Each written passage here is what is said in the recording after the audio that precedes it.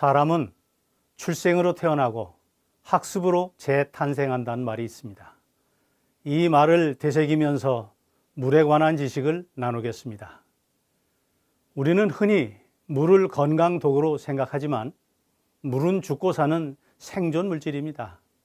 사람은 3주 정도 굶으면 죽습니다. 하지만 물을 3일 정도 마시지 않는다면 견디지 못합니다.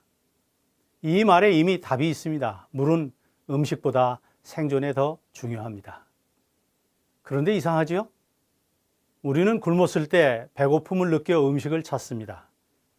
하지만 물이 부족할 땐 목마름보다 먼저 지치고 쉽게 짜증이 납니다.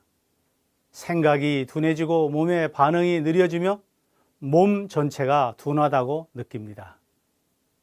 이럴 때 이것이 물 부족 때문이라고 생각하는 사람은 드뭅니다. 그래서 탈수 문제는 늘 뒷전으로 밀려납니다. 오늘 이야기의 큰 주제는 왜 이렇게 몸이 망가질까? 그리고 왜 쉽게 피곤해지는가를 차분히 살펴보겠습니다. 사람들은 보통 목이 마를 때 물을 마십니다. 또 물은 운동하고 난 뒤에 약을 삼키기 위해 마시는 것으로 생각합니다. 그런데 이것은 물의 역할 가운데 겉으로 드러나는 것만 본 것입니다. 핵심은 물이 생존의 환경입니다. 우리 몸이 거대한 공장이라면 세포는 작업자이고 뇌, 간, 심장, 폐, 신장 등 각종 장기는 그 일의 실행 부서입니다. 그리고 아드레날린 등 각종 호르몬과 신경은 지시 체계입니다. 그런데 이 공장의 물 공급이 끊기면 산소, 영양, 호르몬, 각종 신경 전달 물질의 이동이 멈추고 노폐물이 쌓여가며 병이 없어도 몸이 정지 상태에 들어갑니다. 이게 바로 몸에서 물이 부족할 때 벌어지는 일입니다. 인체 생리는 우리 몸 안에서 일을 처리하는 방식입니다.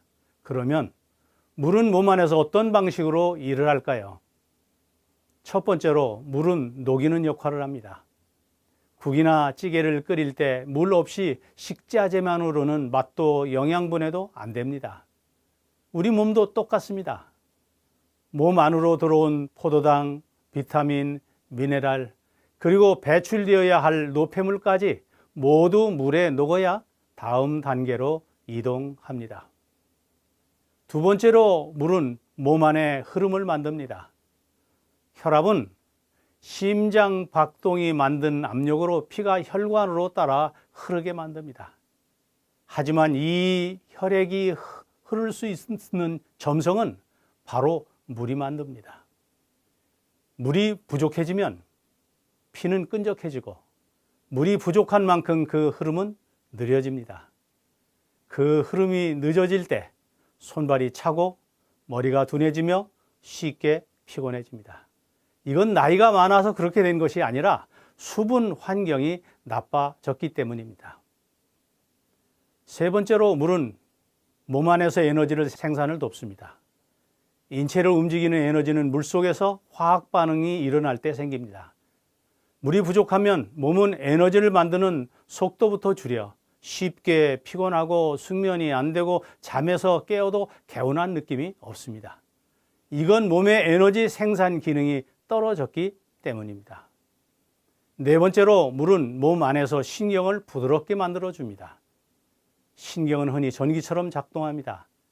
피복이 벗겨진 전선끼리 살짝만 스쳐도 불꽃이 튀듯이 몸의 수분이 부족해지면 신경세포 주변의 수분과 전해질 환경이 무뎌집니다.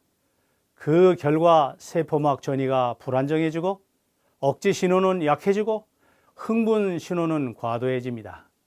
그 결과 사소한 일에도 쉽게 짜증이 나고 불안이 커지며 집중력이 흐트러집니다. 이는 수분 부족으로 물 전체가 예민해진 결과입니다. 다섯 번째로 물은 몸 안의 노폐물을 씻어냅니다. 우리 몸은 온종일 대사 과정에서 끊임없이 쓰레기를 만듭니다. 이 노폐물은 소변, 땀, 호흡, 대변 등으로 배출돼야 합니다. 이 과정이 제대로 이루어지려면 하루에 최소 2000cc에서 많게는 2,500cc 정도의 물이 필요합니다. 그런데 이만큼의 물이 들어오지 않으면 몸은 배출할 여유가 없어 노폐물을 저장해 몸이 붓게 됩니다. 각종 염증, 이유 없는 통증, 만성 피로도 노폐물이 배출되지 못한 결과입니다.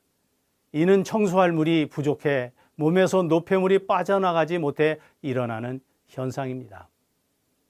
결국 물은 몸이 반응하고 움직이고 회복할 수 있는 환경을 만듭니다. 아무리 좋은 약, 좋은 음식도 물이 부족하면 제 역할을 하지 못합니다. 물이 부족해도 바로 죽지 않습니다. 부족한 상태가 지속되면 몸이 서서히 오작동합니다. 많은 경우 몸이 불편하고 아픈 것은 물 부족이 주는 불편한 진실입니다. 지금까지 이야기는 물백 소금 1의 기적이란 책에서 제가 말하고자 했던 물의 생리적 의미와 몸의 회복 원리를 풀어낸 것입니다.